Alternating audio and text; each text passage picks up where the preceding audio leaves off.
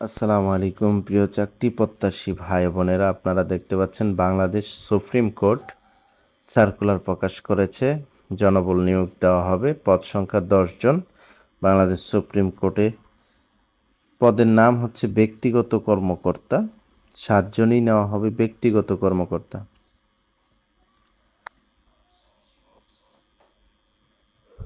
স্নাতক ডিগ্রিধারী বা সমমান পরীক্ষায় পাস সহ ইংরেজি ও বাংলায় যথাক্রমে 30 ও 25 শব্দের টাইপের গতি এবং ইংরেজি ও বাংলা 7 লিপিতে 80 এবং 50 শব্দের গতি থাকতে হবে এবং কম্পিউটার অপারেটিং সনদপত্র প্রাপ্ত হতে হবে। আপনাকে 2 হচ্ছে ফরাশ একজন 8ম শ্রেণী বা সমমানের যোগ্যতা সম্পূর্ণ। 3 হচ্ছে মালি 3 জন 8ম শ্রেণী বা সমমানের যোগ্যতা সম্পূর্ণ।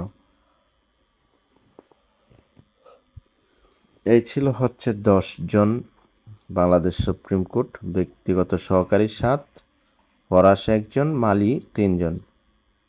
শর্তাবলী হচ্ছে 1/9/2025 তারিখে প্রার্থীর বয়স 18 থেকে 32 বছরের মধ্যে হতে হবে। কর্মরত প্রার্থীকে অবশ্যই যথাযথ কর্তৃপক্ষের সম্মতির মাধ্যমে আবেদন করতে হবে। বিভাগীয় প্রার্থীর ক্ষেত্রে বয়স 40 বছর পর্যন্ত শিথিলযোগ্য।